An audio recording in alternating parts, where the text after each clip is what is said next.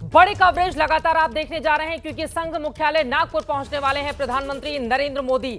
संघ मोदी प्रधानमंत्री बनने के बाद पहली बार पीएम मोदी आज नागपुर में आरएसएस मुख्यालय पहुंचने वाले हैं। पीएम मोदी के स्वागत की नागपुर में पूरी तैयारी की गई है। सबसे पहले पीएम मोदी नागपुर के रेशम बाग पहुंचने वाले हैं। रेशम बाग में ही आरएसएस का मुख्यालय है। यहां पीएम मोदी की मुलाकात संघ प्रमुख मोहन भागवत से होगी।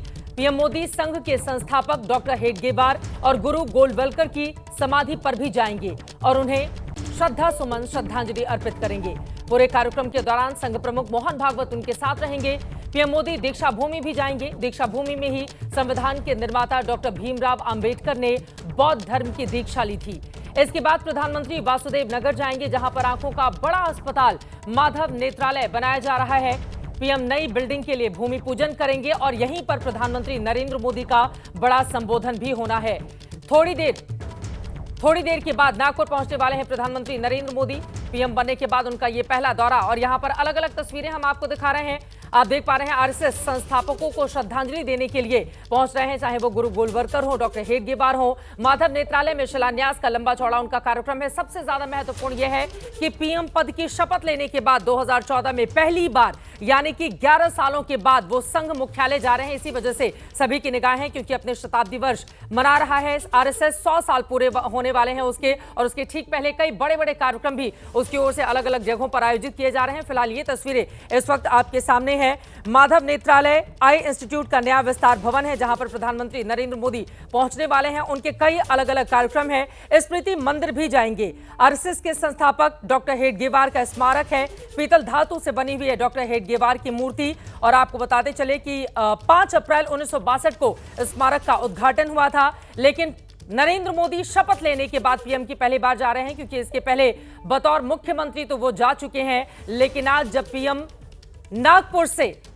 अपना संबोधन रखेंगे सामने, तो फिर उनकी ओर से क्या बातें रखी जाती हैं देश के सामने, आरएसएस के लोगों के सामने, यह देखना महत्वपूर्ण रहेगा।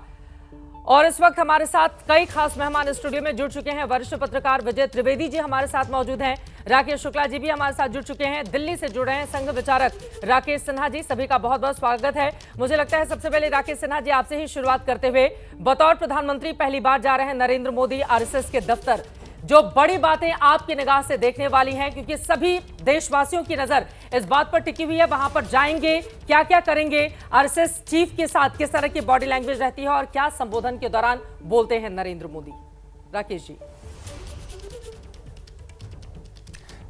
देखिए, संघ का ये 100वां साल है और देश के इतिहास के लिए महत्वपूर्ण इसलिए है कि एक संगठन जो 1925 में बना था, जिस कार्य के लिए बना था, जिस उद्देश्य से बना था, जिस रास्ते पर बना था, उस पर अखंडित रूप से चल रहा है। दुनिया के इतिहास में एक पहला संगठन है जो बिना किसी विभाजन का, बिना किसी विद्रोह का, बिना किसी उद्देश्य से भटके 100 साल से एक रास्ते पर चल रहा है। प्रधानमंत्री नरेंद्र मोदी जी ने पिछले दिनों साक्षात्कार में साफ तौर पर बताया था कि राष्ट्रीय स्वयंसेवक संघ उनके व्यक्तित्व के निर्माण के लिए बहुत हद तक सहायक है और उसके कारण से आज वे इस जगह पर हैं। इसका 2 तात्पर्य है कि पिछले 1948 से महात्मा गांधी की हत्या के बाद से राज्य ने, भारतीय राज्य ने, नेहरूवादी राज्य ने संघ को एक अवैधानिक रूप से प्रस्तुत किया था। लोगों के मस्तिष्क में ऐसा बैठा दिया था कि संघ संविधानेतर संस्था है जो राज्य के उद्देश्य और संघ के उद्देश्य में एक विरोधाभास है। आज प्रधानमंत्री नरेंद्र मोदी जी का वहां जाना इस बात के उन सभी बातों को डिमोलिश करता है, समाप्त करता है, जिसमें राज्य और संघ के बीच में विरोधाभास दिखाया गया था। बल्कि अब यह साफ तौर पर दिखाई पड़ रहा है कि संघ जिन उद्देश्यों के लिए बना था और भारतीय राज्य जिन उद्देश्यों के लिए काम कर रहा हो, उसमें बहुत बड़ी समानता है। दूसरा जो सबसे महत्वपूर्ण पक्ष होगा प्रधानमंत्री जी का जाना, कि जो एक नैरेटिव क्रिएट किया गया था कि संघ और भारत की सरकार में, यानी प्रधानमंत्री नरेंद्र मोदी और संघ के बीच में एक कहीं विवाद और टकराव है। प्रधानमंत्री ने साफ तौर पे दिखा दिया है कि संघ के आंदोलन से जो एक प्रेरणा मिलती है, उस प्रेरणा के वो हिस्से हैं। देखिए, डॉक्टर हेडगेवार, और एक बार मैं अंत में बता दूं, डॉक्टर हेडगेवार संघ के संस्थापक के नाते उन्होंने कि हिंदू सभ्यता को एक नए स्वरूप देने की का प्रयास किया था। उसी प्रयास पर संघ चल रहा है।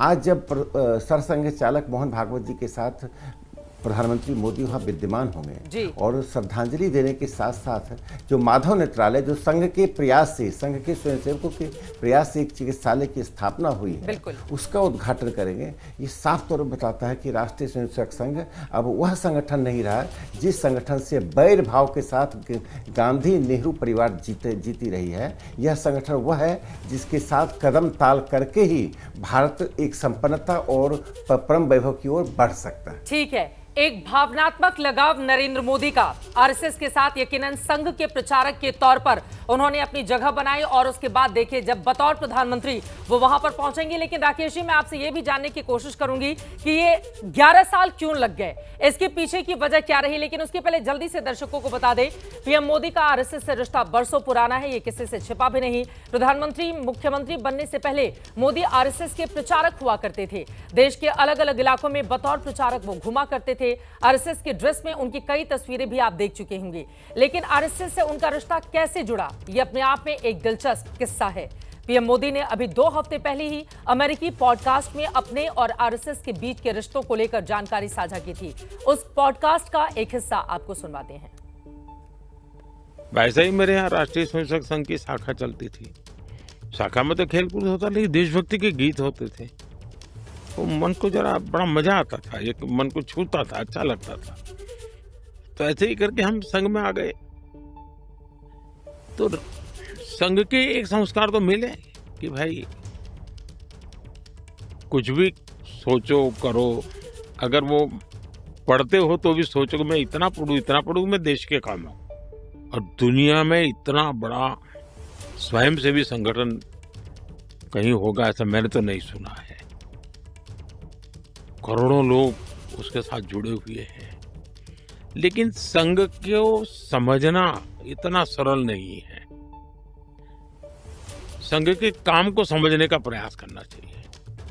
और संघ स्वयं तो एक पर्पज ऑफ लाइफ जिसको कहे, इसके विषय में आपको एक अच्छी दिशा देता है। दूसरा, देश ही सब कुछ है और जन सेवा ही प्रभु सेवा है। ये जो हमारे वेद काल से जो कहा गया है, जो हमारे ऋषियों ने कहा, जो विवेकानंद ने कहा, वही बातें संघ के लोग करते हैं। वो 1 घंटा शाखा है, वो स्वयं नहीं, यूनिफॉर्म पहनना वो स्वयं संघ नहीं है।